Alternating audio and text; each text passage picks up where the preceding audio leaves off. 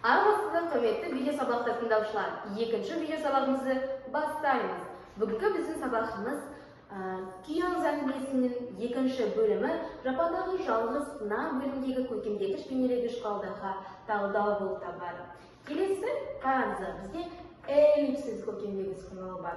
Эллипсис көркемдегіш құралы өзіміз білетіндей сөйлемнің ішінде бір немесе одан да көп сөздерді тастап кету арқылы оқырманға ой елегін ары қаратай алып кетуге мүмкіндік беретін көркемдегіш құрал болып табылады. Мәселен, мына жерде Есеке, жақын деді ол дауыстап. Яғни, бұл бізде мағыналық жағынан келетін болсақ, Оразымбектің Естемеске айтқан сөзі, оның кейді ары қаратай жалғастыру керектігін айтып тұрған контекст болып табылады. Келесі бізде теңеу. Аяғы жерге кіріп кеткендей.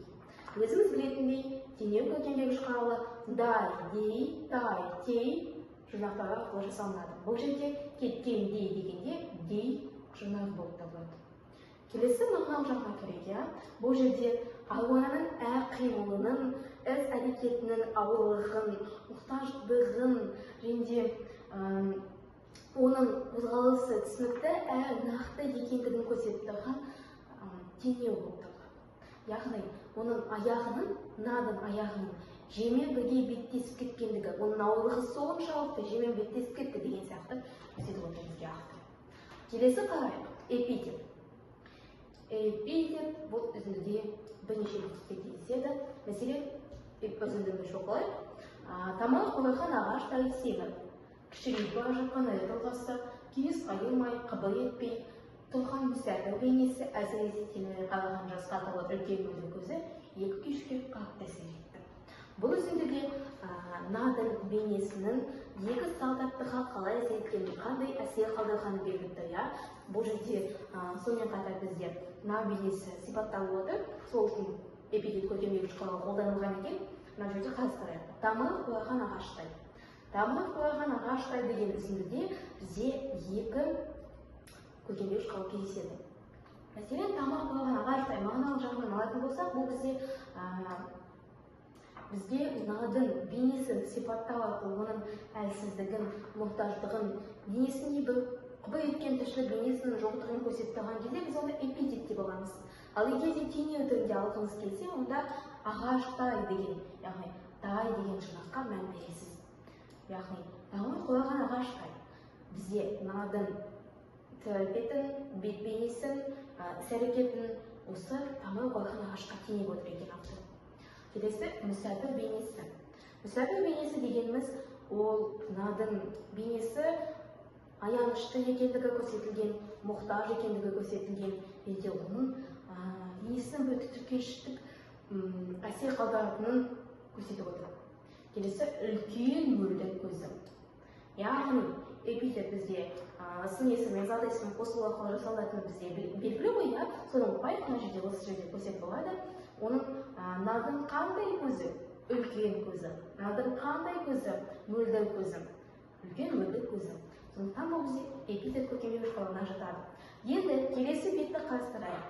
Келесі бетте бізде метафора көркемдегіш құралы берілген. Үзіндіні оқиық, метафораның бірнеше түрі бар екен. Күй шым-шымдап, ішке кіріп, көңілді босатып, қабақ астында қатып қалған жасты жібітіп, енді бір кезде мая қат самалымен желіп, сөгілткендей болады. Мінекей, бізде төрттің көрсеттім, күй шым-шымдап, ішке кіріп дейді. Яғни, күй елегінің адам ішіне кішкене-кішкенеден әсер қалдырып, адам бойына сергітіп өтетіндігі көрсетіліп тұр. Келесі көңілді босатып. Көңілді босатып дегеніміз, бұл да бізде күйдің адамға әсері, яғни күйдің құдіреті көрсетіліп тұр. Адамның көңілін босатуға, адамның көңілін жібітуге, сондай мүмкіндіктер бар екенін көрсетіп тұр. Келесі қабақ астында қатып қалған жасты жібітіп. Бұл алдында айтылған метафорамен сәйкес келеді, қабақ астында қатып қалған жасты жібітіп. Яғни күйдің іс-әрекеті көрсетіліп тұр. Күй қабақ астындағы жасты, яғни жас деген, көз жас деген мағынаны білдіріпті бұл жерде. Сол жасты жібітіп, адам көңілін елжіретіп деген мағынада білдірген. Келесі майда қат самалмен желпіп сергіткендей болды. Бұл бізде жел, салқын самалмен желпіп, яғни адам бойына бір сергітіп қойғандығын, яғни күйдің осындай жақсы әсер қалдырғандығын көрсетіп тұр.